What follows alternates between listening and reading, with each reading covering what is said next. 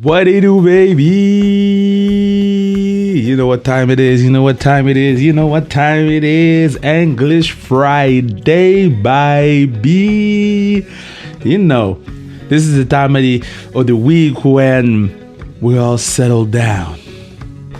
We open our minds. We open our hearts. And we listen to a great conversation between two people. And this week, it's my main man, my dude, Evan Bush. Now, Evan is someone that, he's a legend here in Montreal, goaltender for the Impact. The dude is a god.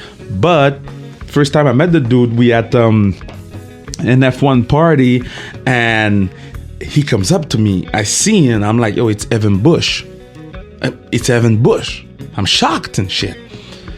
And then he knew me before I said, yeah, my name is Kev. I was like, man, the brother knows me. So it was one of the first time I've if I was white, I would have blushed big time. But now it was a great conversation, fresh out of the bubble. He was still in his 14 days quarantine when we talked. I think it was 2 weeks ago. So talked a lot. We talked a lot of that's different things to say. We talked about a lot of stuff. Sometimes you just gotta slow it down. So we talked about a lot of stuff, and I'm pretty proud of that interview. Pretty proud of the people of the pod. Y'all are still there. More than 50 podcasts. Like, I've noticed a lot of people go back. A lot of people are listening to Thomas Chabot, like episode 5, and Pou, Marie-Philippe Poulin, episode 12, and stuff like that. So I'm like, man, this is pretty cool. People are actually going back to listen to the pod. So thank you so much for being here. Thank you to Bruno, partner of the pod. Merci à Mathieu Brutus, the guy that does the music. And let's go. Evan Bush on Sans Restriction, baby. We talked about a lot of stuff. Yeah, it's pretty tough on the tongue. All right. I'm very happy because the first time I saw this man, I saw him from afar. I'm like, man, this dude's tall. I know this dude. He's tall. And then he came closer. I'm like, oh, man, I know this dude. And then this dude knew me. Made my night. So please welcome the Impact of Montreal legend, my main man, my dude, my guy, Evan Bush. How you doing, man? I'm doing all right. That was one hell of a introduction there. I appreciate it. Hey, yo, you're a legend. People need to know you're a legend. How does it feel to be the king of Montreal, man? Like, wherever you go, you eat for free? Well, 2020, you don't really go anywhere and eat anywhere. So, it's been a good time. I've been here now almost 10 years now. I think this is my 10th year. So, yeah, I know a lot of people. Have gotten to know quite a few people throughout the city, and you're right up there with the legendary status yourself, man. You got just as many people coming up to you when you go out. So you tell me how it feels. No, that's not true. That's not true. They come up to me to ask me for directions. They come up to you to ask you for some pictures.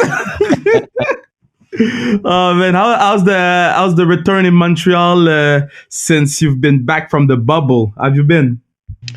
It's been all right. We came back under the impression that we'd be able to take a COVID test and then get back to training and kind of carry on normally after a day or two. And then the day after we arrived, we were told that the federal government put us in a 14-day quarantine. So we've been at home. I think this is day 10, maybe something like that, 10 or 11.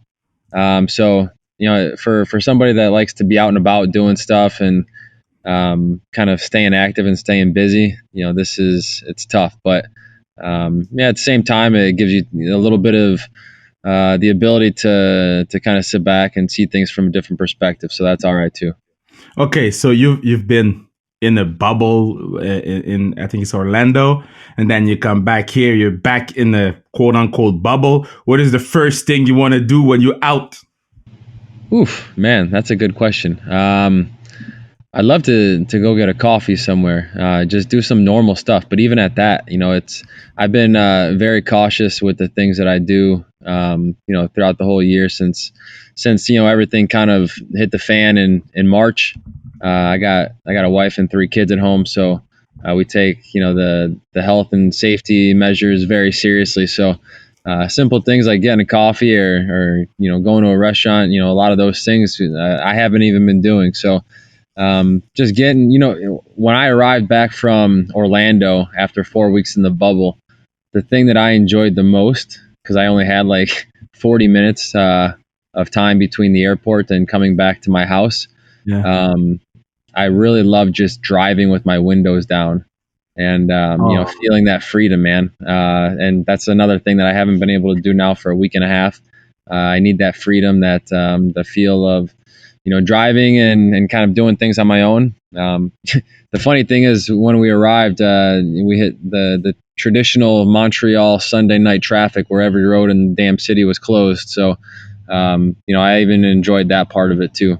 Wow, that's crazy. The way you're talking right now, it's like you've been locked up for 25 years. I would not handle prison well, man. Oh no, eh? You wouldn't be a tough guy.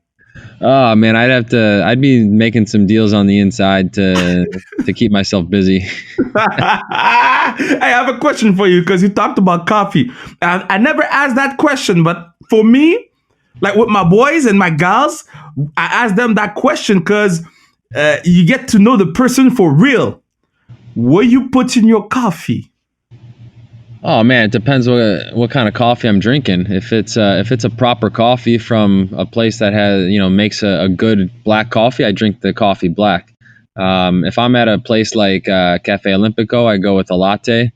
It depends where you are throughout the city. Different places are good with lattes. Some are good with just a normal filter coffee. Some are good with an espresso.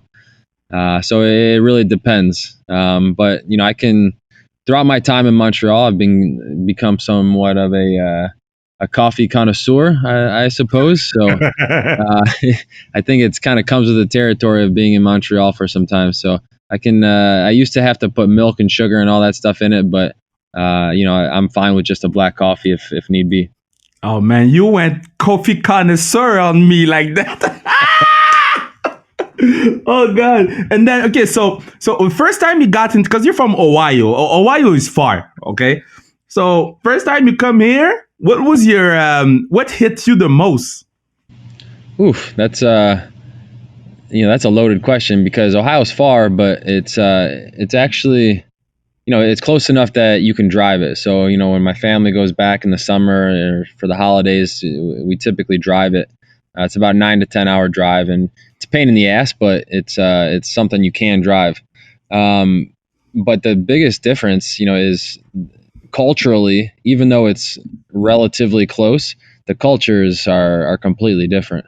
The Midwest culture is very you can say sheltered in a way, where you come to Mm-hmm. Montreal and there's things that you've never seen, never experienced before, and I think I was 24 when I came here. I was still a young kid at that time that was experiencing a lot of those things for the first time, and I was like an open book, man. I was excited to learn about different cultures. The language thing obviously is the most noticeable thing that is different. Immersing myself in different things like the languages, the arts, the food here. The food's unbelievable. And it's not just a certain genre of food. Like if you go to some cities, maybe they have really good Italian food or really good Mexican food. In Montreal, every genre is accounted for, and that's something that I've really enjoyed being here is the different restaurants and the different food you can get.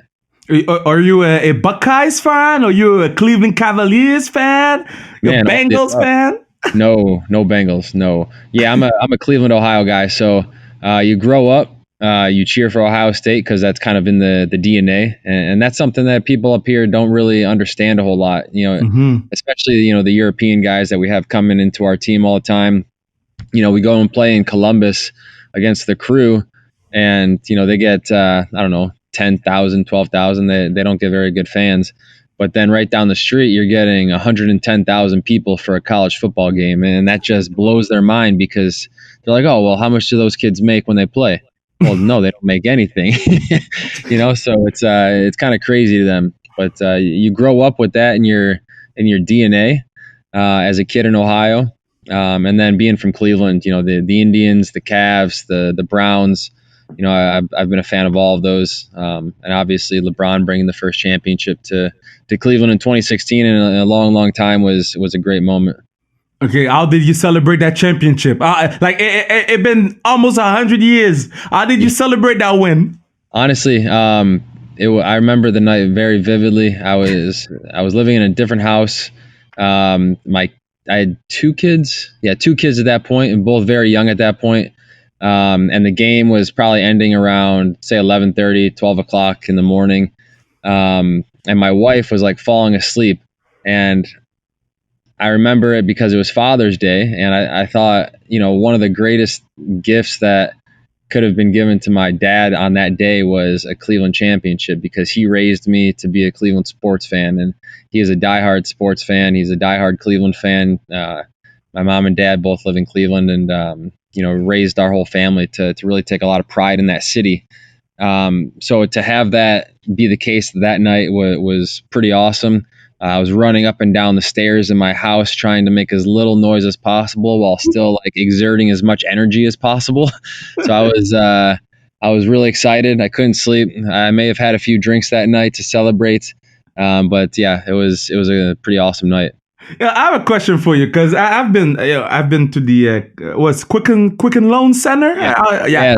They renamed it to Rocket Mortgage Fieldhouse now. But oh God. Yeah, Rocket Mortgage is just a company or subsidiary of Quicken Loan. So yeah, pretty much same company. Okay, so I've been to that arena, and I was speaking with Cleveland fans, and I think it was the year before LeBron came back, or the year before. No, the year he came back, the first year he came back, and I was talking with the fans, and they were half on that situation. So I want to hear your point.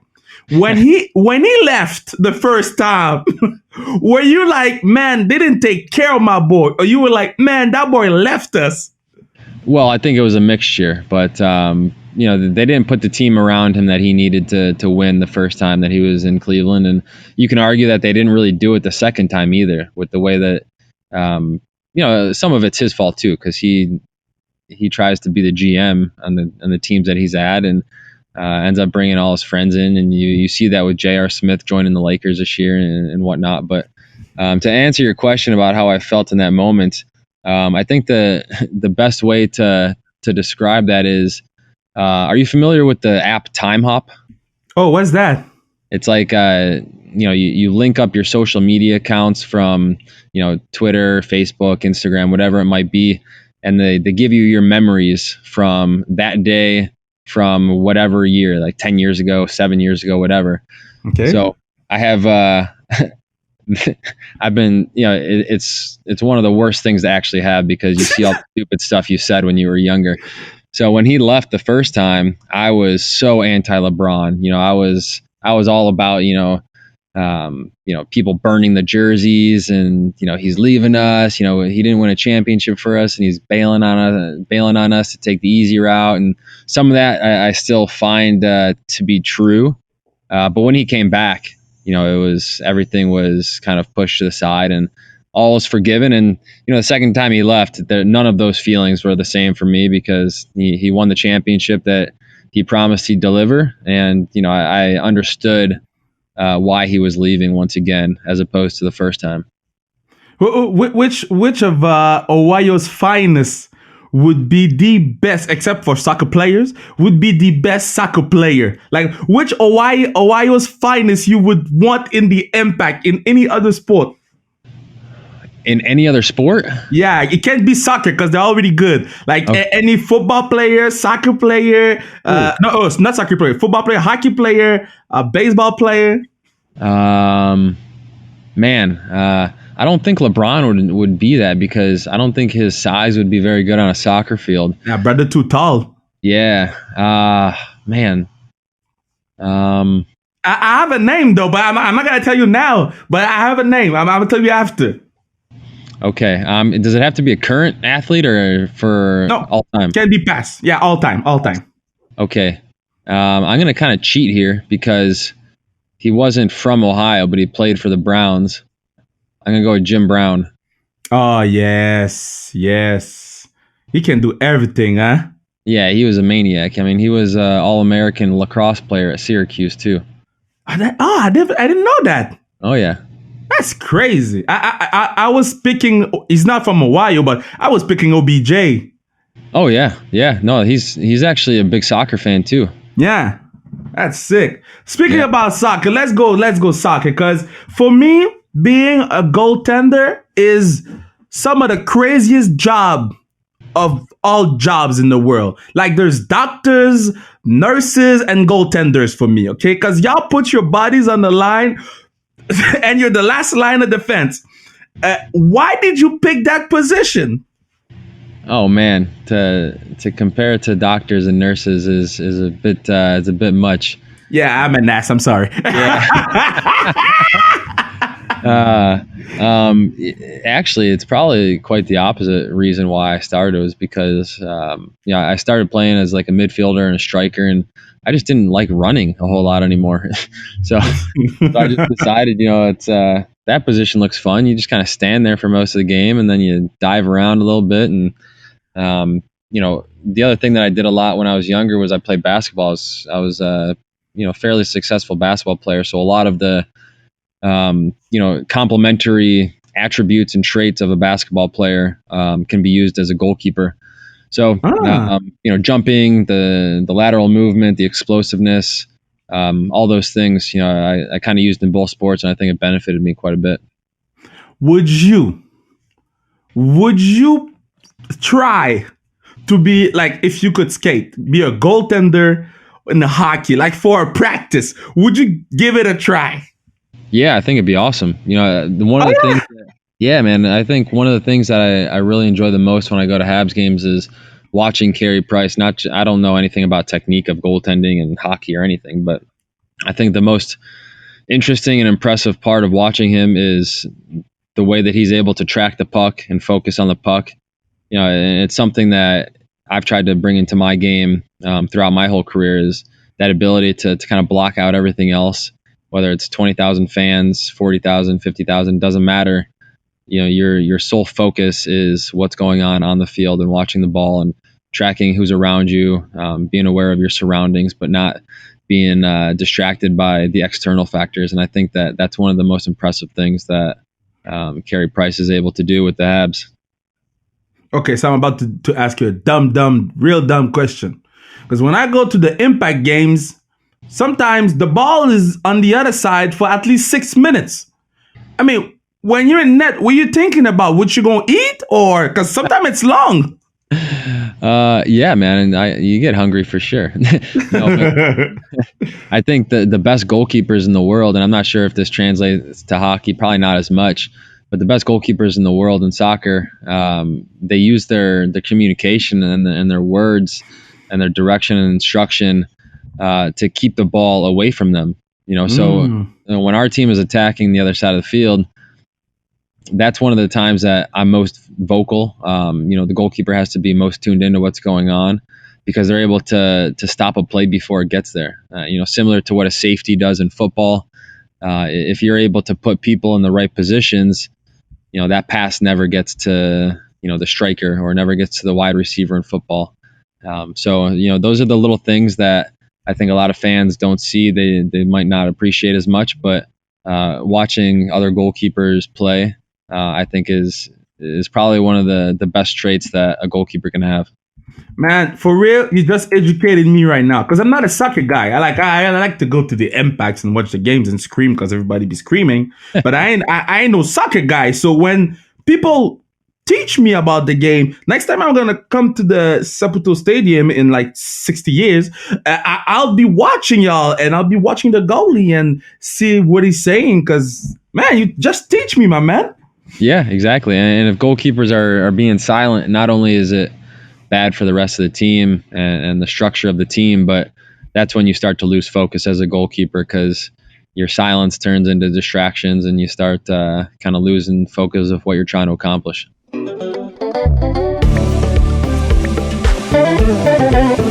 Yeah, this is the moment of the pod that I'm telling you that you can assure la pérennité du podcast. You can make sure that this podcast lives on forever, forever, ever, forever, ever. Yeah, I'm losing my voice. I've been screaming a lot this past week. But yes, I can make sure that this podcast lives on forever by buying a mug, buying a hat, or buying a toque on zonekr.ca. You go on sans restriction and you buy them stuff. Let's go back to the interview, baby.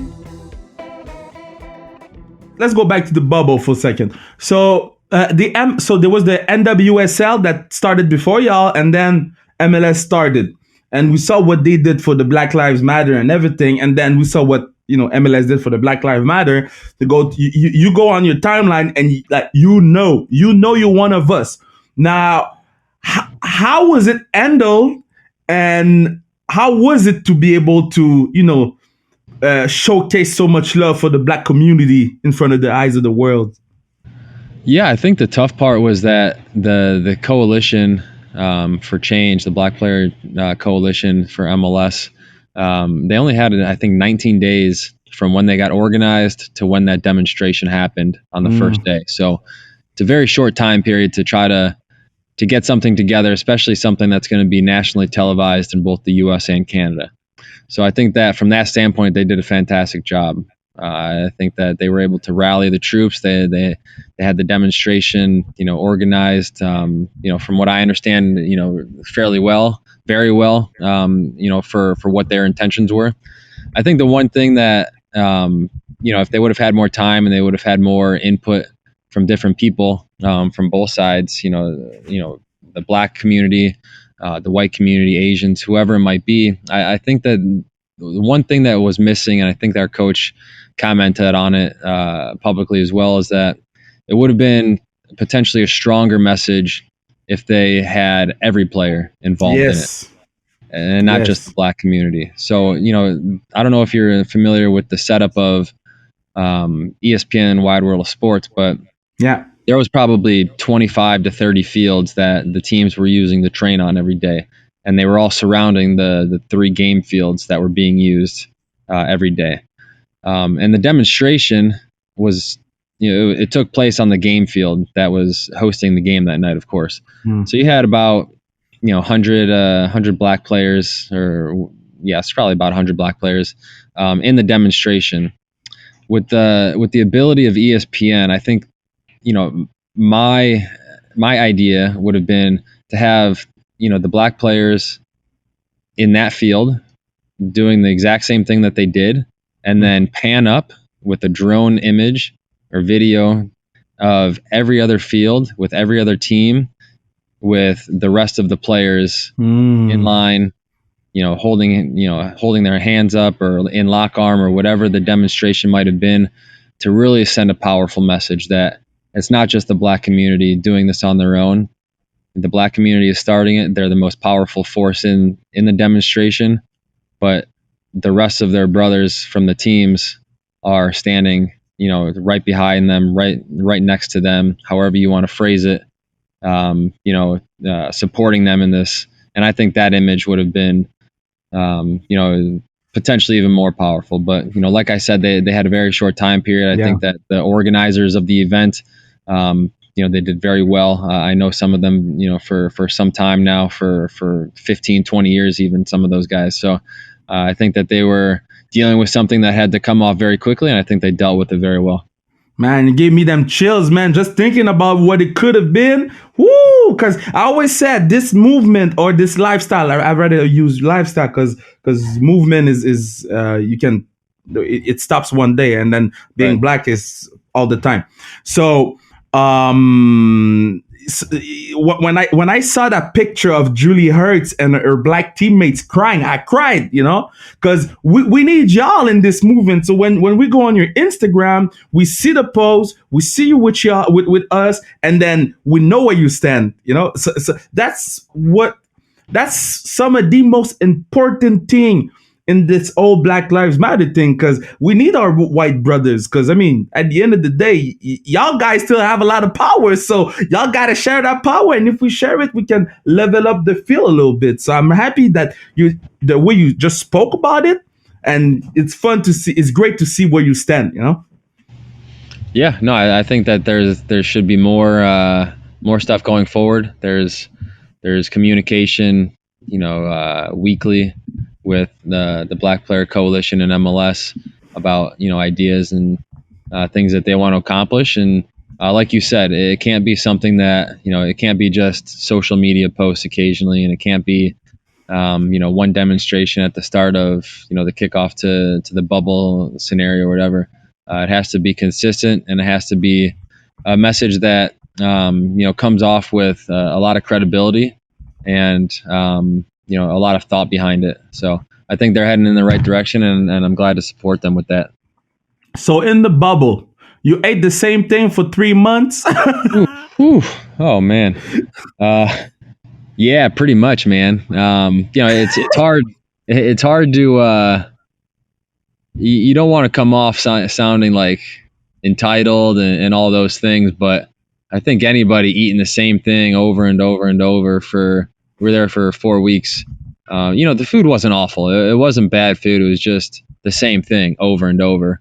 And there's, professional athletes are supposed to eat a certain way for sure, but there's certainly guys, as you can imagine, that would like to binge on a cheeseburger every once in a while, or a box of pizza or something like that. And those obviously were not in the menu at Disney for the team. So little things like that, you take away a lot of the sense of normalcy for guys, and you wrap them up in a bubble for 4 to 7 weeks. And the mental aspect of it, I think, is probably even more concerning, or something to consider even more so than the physical and I guess the physical health side.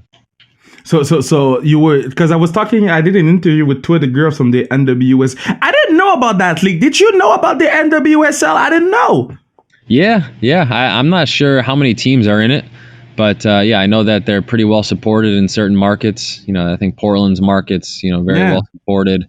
I actually know the coach for the Portland women's team. I did a coaching course with him. Me and I don't know if you remember. I was there with Patrice, and I know you're buddies with Patrice. Yeah. And then Christoph Kroll. Do you remember Christoph Kroll at all? I don't remember. No, he was an Impact guy for about 12 months. Matteo Ferrari was down there with us, who you might remember. Yeah, I have a vague memory. Yeah. I think it was us four were down there together. And and Mark Parsons, who is the coach of the Portland team, was down there as well. So it's interesting following his career path, and he certainly seems to enjoy himself there. So yeah, it's pretty cool that they have that league. Yeah, so the girls told me that the only walks that they have was around the hotel. Was it the same thing for the guys? Yeah, what's funny is there was so we were in a resort where, I mean, if you wanted to leave the resort, you could. It wasn't like there was barbed wire. It wasn't a jail, but there was closed circuit television everywhere, and if you left the premises, you'd have to go in quarantine for like 7 to 10 days or something like that, or until you passed a couple COVID tests. So I was under the impression going down there that there was definitely going to be some guys that would try to leave the bubble, would get caught, would get disciplined. But from what I understand, none of that happened. The only hiccup we had was our fitness coach went for a jog one day around the premises of the hotel, and apparently he ventured off a little bit too far, and he had to go into quarantine for 24 hours or something until he got back a negative test. But it was pretty secure. There was people, employees all over the premises, seeing if people were leaving, telling them, this is where the boundary is and stuff like that. So it was kind of like an upscale prison for 4 weeks. Damn, that's some Walking Dead kind of shit, man. You don't want to go far away because you ain't coming back. Yeah, especially down there, man. Like, I'm sure you're aware of the numbers for COVID down there in Florida and Orlando specifically. Oh man, it was the one day we were down there. There was 15,000 new cases in one day. So it would have been kind of stupid to try to leave.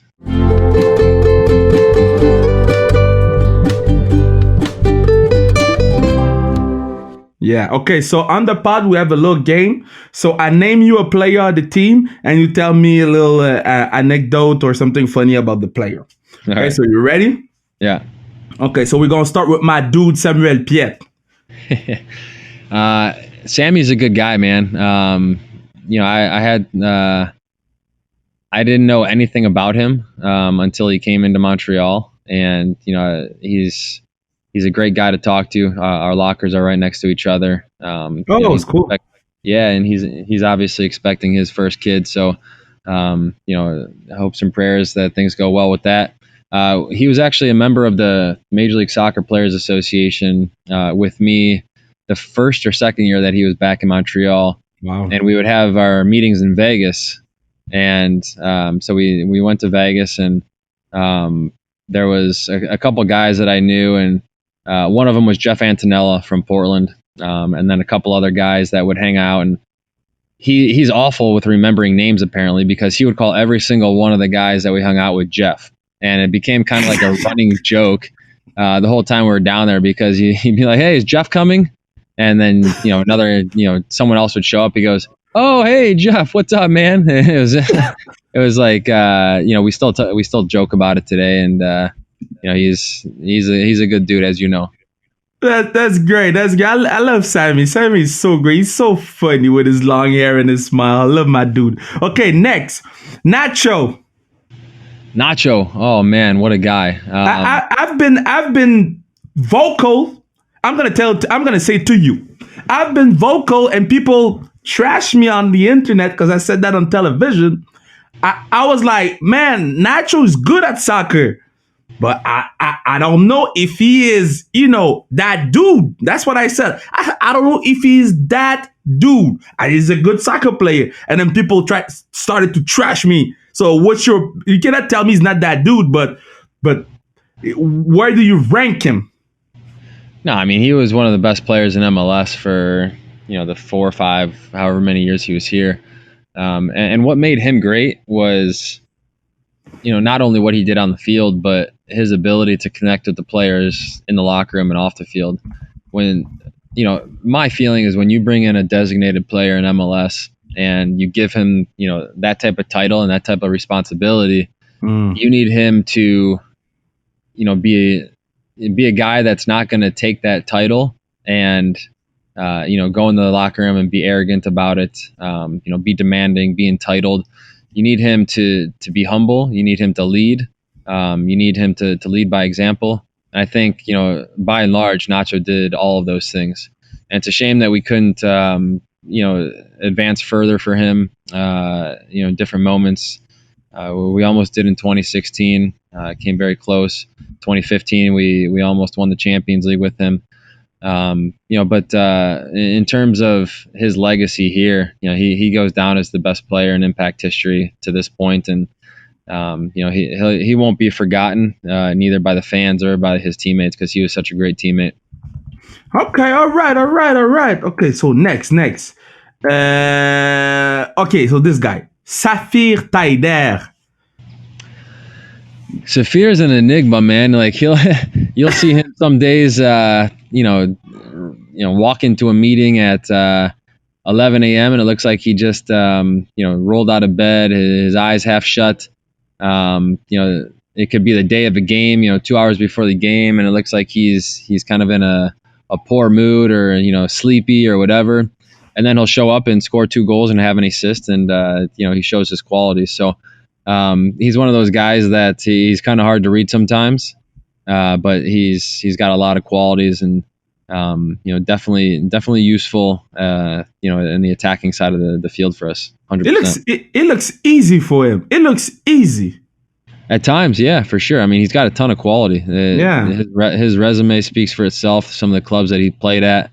So kind of similar to Blair Zamiley when he was here. Some things come off easy to those guys, and that's years and years of developing your technique and playing at a high level. Okay, so you got three more. So Asun came on the podcast, and dropped a huge bomb when Oh he yeah. said, the man said, Justin Mapp is with Nacho maybe the two best player to ever play for the Impact of Montreal, like talent wise. Talk to me about Justin Mapp, because what? Yeah, man. I mean, that's a pretty bold statement, but Justin was fantastic, and yeah, I think if he had more of kind of like a you know demonstrative attitude that Yeah. he wanted people to pay attention to him, and he wanted to be a social media superstar and all those things.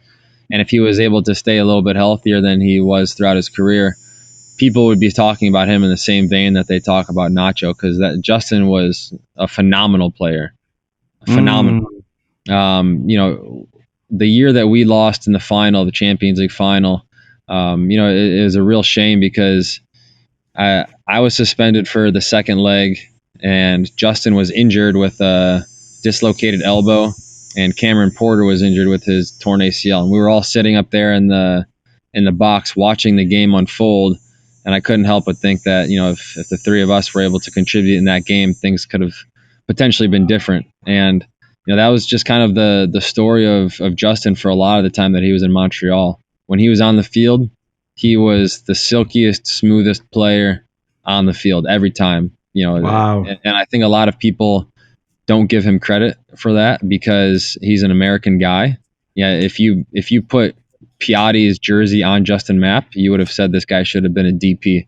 And I think that's maybe where the MLS and the fans in MLS maybe didn't give Justin enough credit. Wow, this is awesome, man. Yo, I have to go back and watch some highlights of Justin, because yo, the way y'all talking about him, it's pretty crazy. Okay, two more. So second to last, my dude Didier Drogba. How was it to play with the god of Côte d'Ivoire? Yeah, amazing, man. We've had the privilege of playing with some really big name guys in Montreal, whether that's Didier or Alessandro Nesta, Marco Di Vaio, guys of that level that aren't just stars, like they're global icons. And Didier, probably the biggest global icon of the group that we had here in terms of not only his impact on the field but his impact off the field, which I'm sure you're well aware of. And his ability to come into a locker room and change the dynamic of what's happening in that locker room, to take it from being not necessarily a bad culture or negative culture, but maybe there was a bit of monotony in the locker room where seasons get long and there's the dog days of summer and stuff like that. To have him come in, especially that first year, and really reinvigorate the group with his energy, it was something else. And then his ability on the field was just I've never seen a player so strong. Even when we played against Zlatan the last couple of years, Zlatan's a big guy, but Drogba was stronger. His legs were stronger.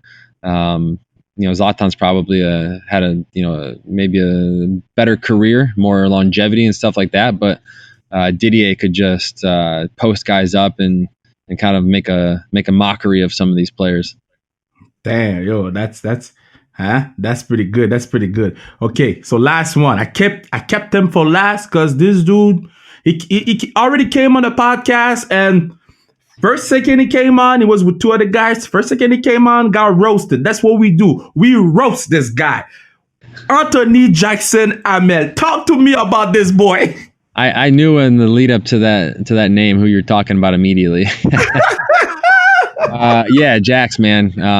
I think Jackson's been around since the first or second year that I've been here. Even he's one of the first guys, with the club, especially in the MLS age. So yeah, it's a guy that I've been around for a number of years, and I've seen him progress. I've seen him go through some great moments, some difficult moments. He's had some coaches that like him a lot, some coaches that don't like him a lot. So it's always interesting to see how players handle those situations, and I think that for the most part he's handled it quite well. He's a beloved guy in the city. He's got a lot of stuff going on off the field, and in terms of restaurants and gyms and stuff like that he's managing and investing in. So He's an interesting guy, and a guy that I'm glad that I've been able to play with. How long? How long does it take to get him ready to play a game? How long does he spend in front of a mirror? Yeah, I mean that's like a full week process, man. Come on. Hey man, hey, it was a pleasure. The way you're talking right now, in 5 years when you'll be done, I mean, you're going in the media business, eh? Yeah, maybe. Yeah. Sign me up, man. Hey, hey, you can talk. You're funny. You look good. Hey, you got everything, man. Got everything to be a pretty good media person. I appreciate that. All right, you be safe. Thank you so much for being on the pod. Be safe with the family, and when y'all get out, enjoy some fresh air and everything, man. All right, man. And thanks for having me on. Appreciate it.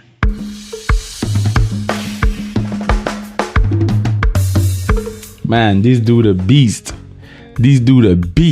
Legendary. Like, I'm not a big soccer fan, not a soccer guy, but I love to watch good soccer. And when I started to watch the Impact, I mean, Bush was there. Or no, I started earlier to watch the Impact, like with Moro Biello and all the boys. But when I kind of understood what I was watching, Bush was there, and the way he explained to me a lot of the stuff, man, I'm like, damn, where was that? So I think he's gonna have a great broadcasting career, and I think we're due to a part 2. We got to do a part 2. I know I'm saying that a lot, but those people have so much to say. This is their platform, and we're giving them the mic so they can talk that talk and say what they got to say, and they feel protected. It's a safe place. So, sans restriction, the part of the people, y'all are making this happen. Y'all are making this podcast what it is today. We started from nothing, 3 months, maybe March, April, May, June, July, August. It's been 6 months. Shit.